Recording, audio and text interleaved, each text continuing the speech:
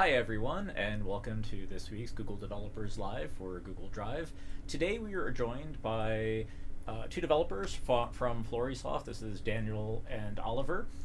They make a bunch of really cool web apps for Google Drive, including Ultradox, which we reviewed here a few months back, and some new apps that are some really cool editors for developers using Drive. I don't want to go too much detail since Daniel and Oliver, you can tell us a little bit more about what you've been working on, about Florisoft, and give us a demo of some of your new apps.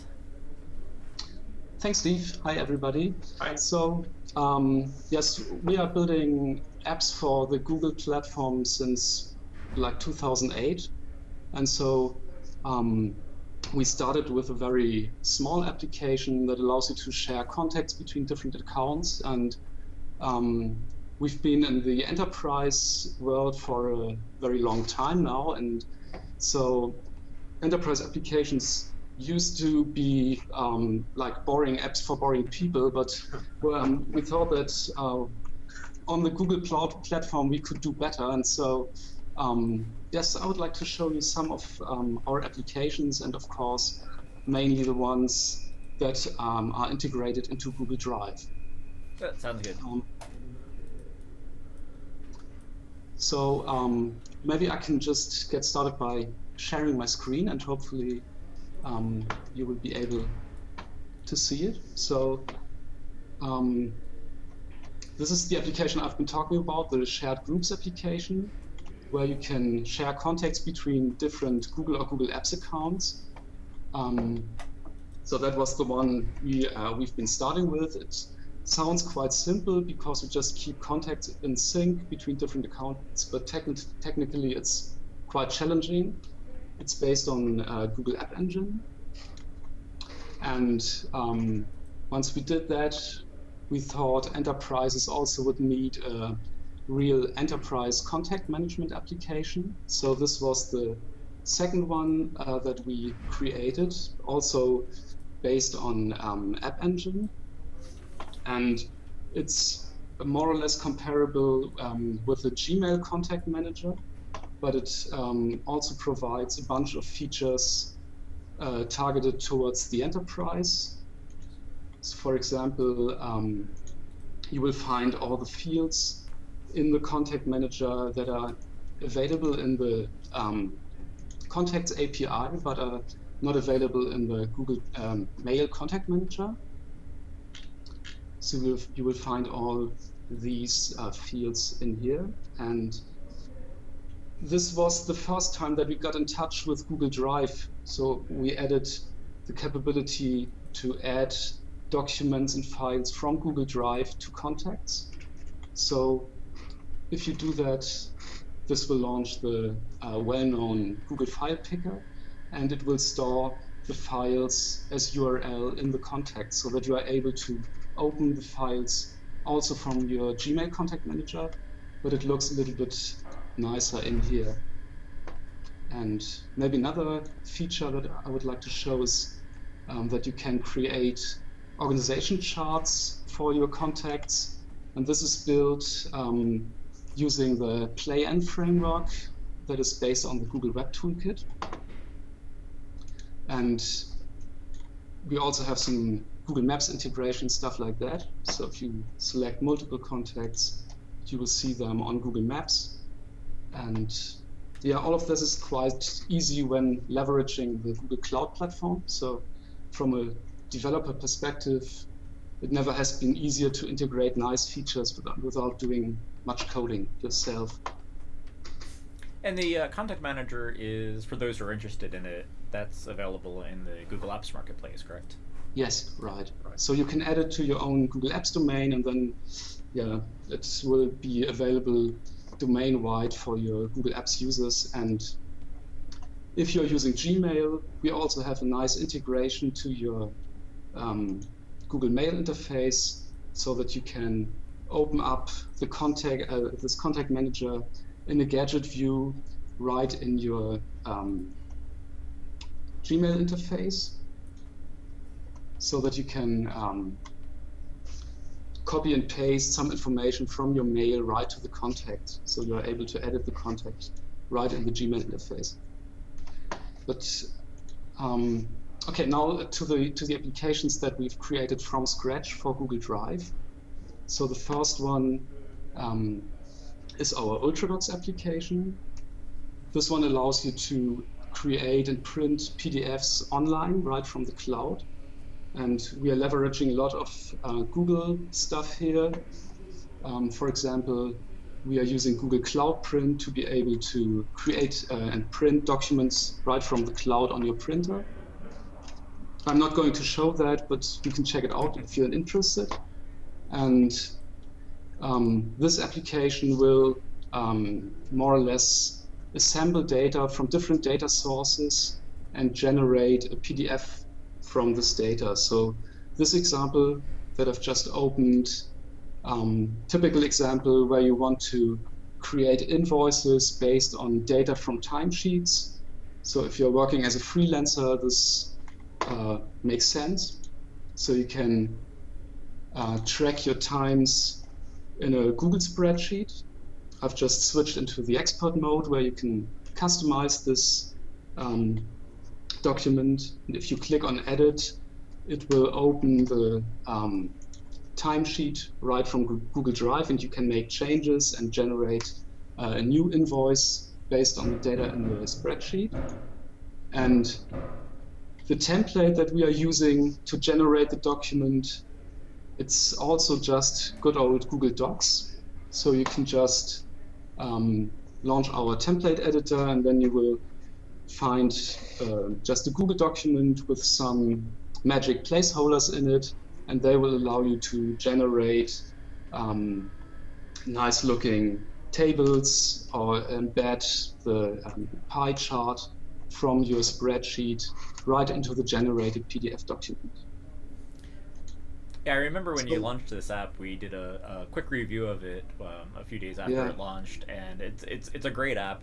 And I know you've done a lot of work on it in the past few months to add out some new features, but it definitely fills a big gap for people who use Google Docs and adding those mail merge capabilities and templating and all sorts of dynamic documents. So it's an app I actually really enjoy using and find valuable. Yeah, so it's quite a complex beast, so it's not something that the end user really gets at first sight, but if you dive into the functionality, you can do a lot of stuff with it. And one feature that we were looking to integrate was sometimes people want to have some more sophisticated logic into their documents. For example, if they have a Google form where users submit some data, then they want to do some sophisticated calculations and then render the output into their documents.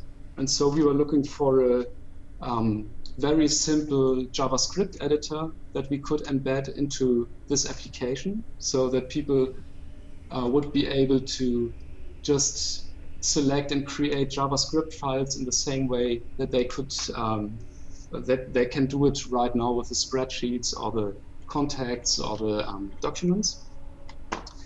And that was the reason that I started to look at the Chrome Web Store if I could find a very, very simple JavaScript editor for Google Drive.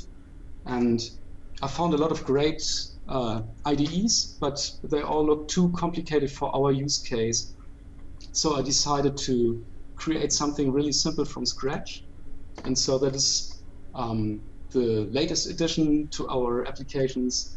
It's called Edity and comes with a bunch of very simple editors. So for example, if you want to create a JavaScript file, you can simply create this file from the Google Drive Create menu.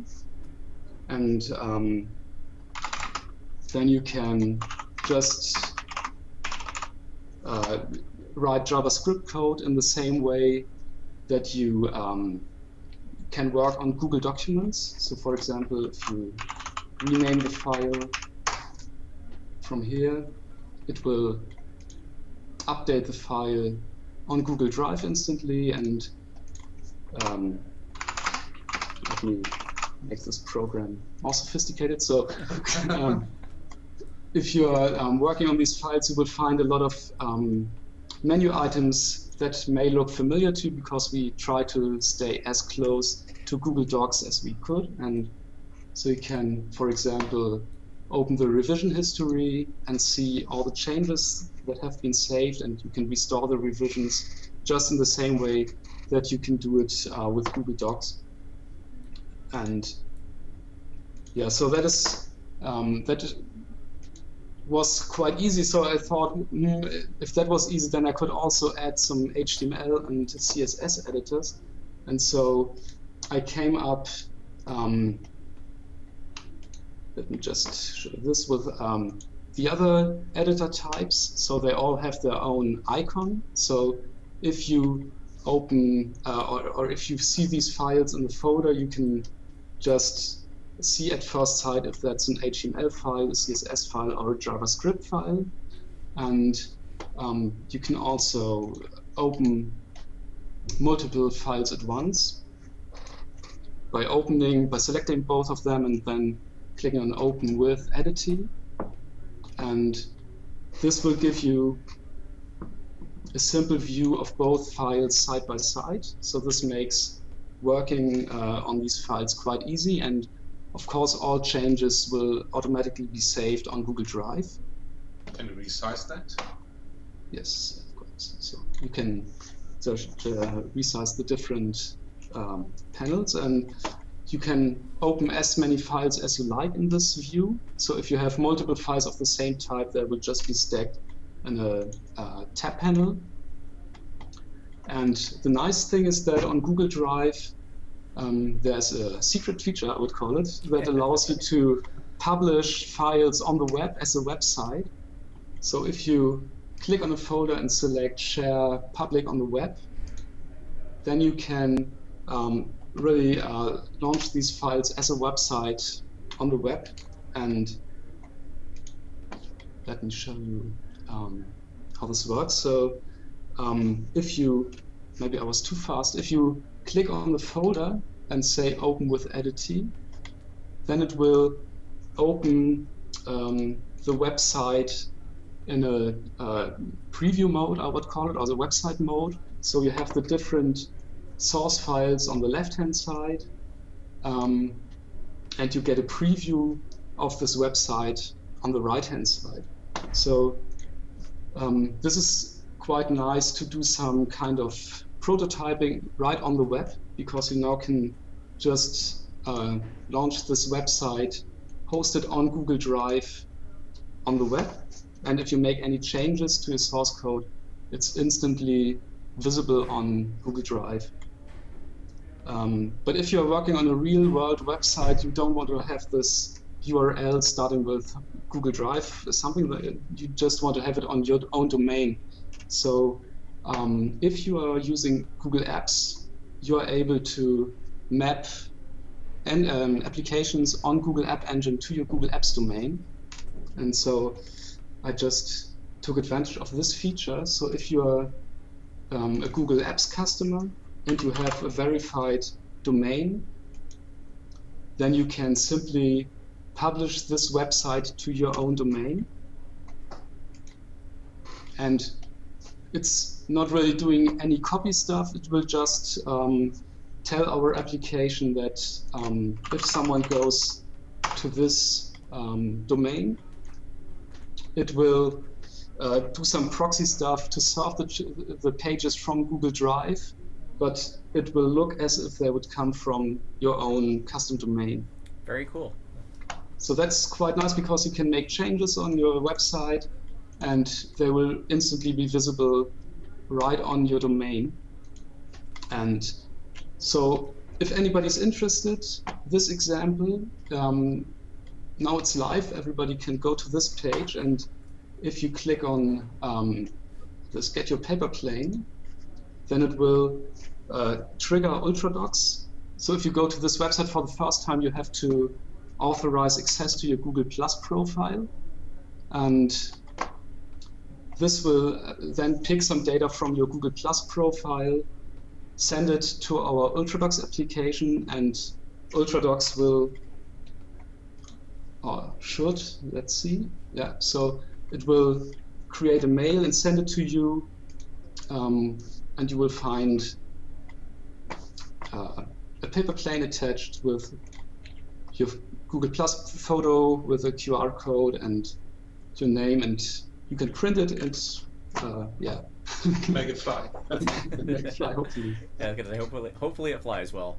That's really cool. It's and it's nice to see how the two apps all tie together, and you know, really let people do some really cool stuff with Google Drive. Yeah, and it's really fun to see that you can really use and take advantage of all the Google APIs, but just creating such a simple website where you just call a bunch of APIs and it instantly works soft on Google Drive. So no magic server stuff included.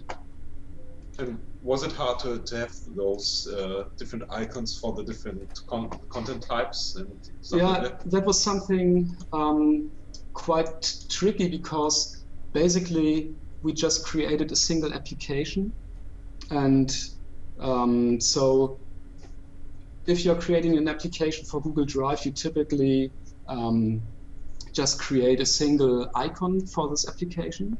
And I would really recommend everybody to try to make a nice icon, because then the first impression on the Chrome Web Store will be much better. And so I came up with a solution. Let me try to switch to another window. So if you have a look at the Google API console, we created a bunch of projects just to be able to provide the different file icons and map them to... You have to reload. Check that.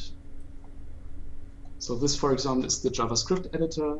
It comes with a set of JavaScript file icons and is mapped to the JavaScript MIME type. And if you are creating a new document, then this URL will be called, and we distinguish the different file types by the subdomain. And so once our application gets called the first time with this create action, then we can create the proper file type and redirect the user more or less to our main Edity application. So they are all working on the same application, on App Engine. So that's important to allow people to share files and stuff like that. But to get the different file icons, we had to create this application in the Google API console for each file type. Yeah, this is something that we could probably, certainly make easier for applications like yourself, like yours, where you do create different types of content with the same application, and wanting to have those represented as distinct actions. So it's definitely something that we'll add to the list of feature requests. Yeah, it really depends where you want to have the complexity, because if you allow multiple file items and icons in the API console, then the console itself may get quite complicated, who knows. But it really, from a user perspective, it would be really nice if you would have a create menu on Google Drive, maybe with a sub-menu for the different file types that an application can handle and create. But maybe it's just a very special case, I don't know, but probably other users may come up with the same request as well, or with the same... the downside to having multiple applications is you end up having to authorize in multiple applications to read the content, and so if you're constantly switching between content, or at least that first couple times of loading all those apps and authorizing, can be a little bit a little onerous, but they're really cool apps. I have actually installed these on my own account and have started using them, and they're really nicely done, and I love that they're very familiar to myself, as certainly as somebody who uses Docs on a daily basis.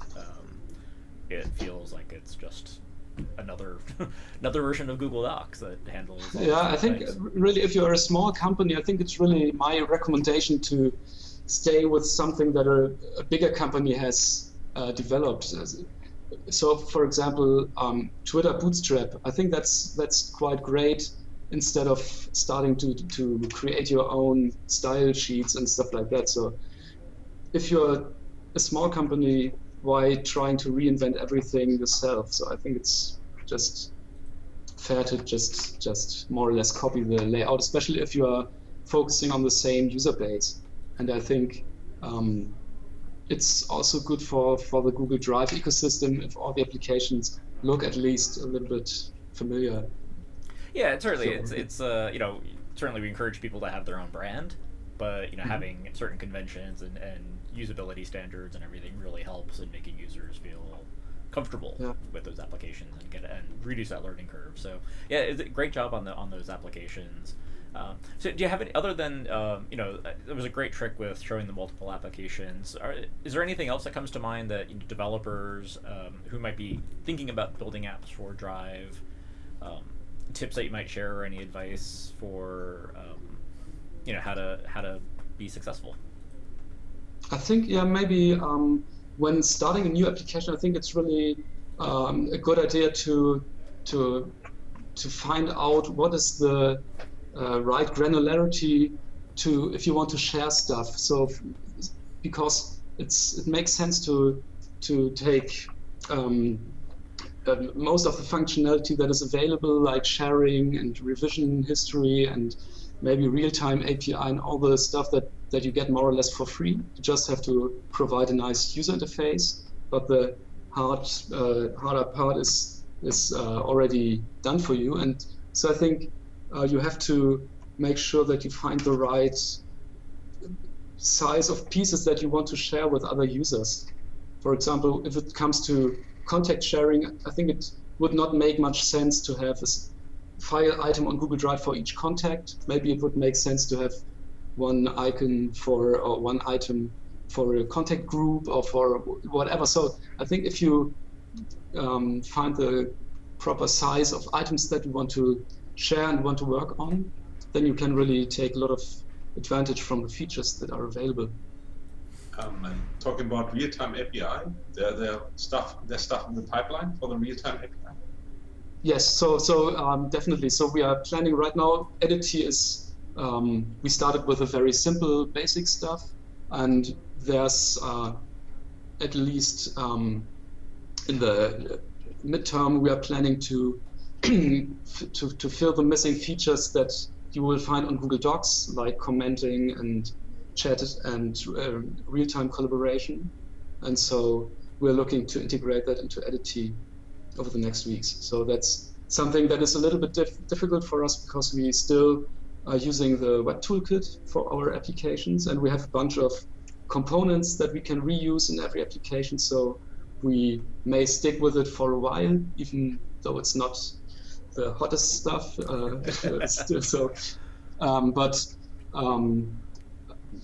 As we are using Google Web Toolkit, of course, we have to write a Google Web Toolkit wrapper for the real-time API, and so that takes some time. But once that is done, it's quite easy to add features. Yeah, I'd be curious to, as you make more progress on that, to learn a little bit more about your experience and how that goes and some of the challenges, or it might turn out to be really easy. Personally, I love the real-time API, and it's really fun to play with, and it makes So for anyone interested, we've also open sourced our Google Web Toolkit wrapper for the picker. So you will find that on Google Code. So I think if you're using Google Web Toolkit and want to leverage some features from the Google Drive API, you can just check out the code from Google Code, and this will give you a nice good wrapper for the picker API. Oh, that's great. That's and good to know. Do you know what the URL is for that offhand? Or is it a project name that people can search for? I think it's Google Picker, something like that.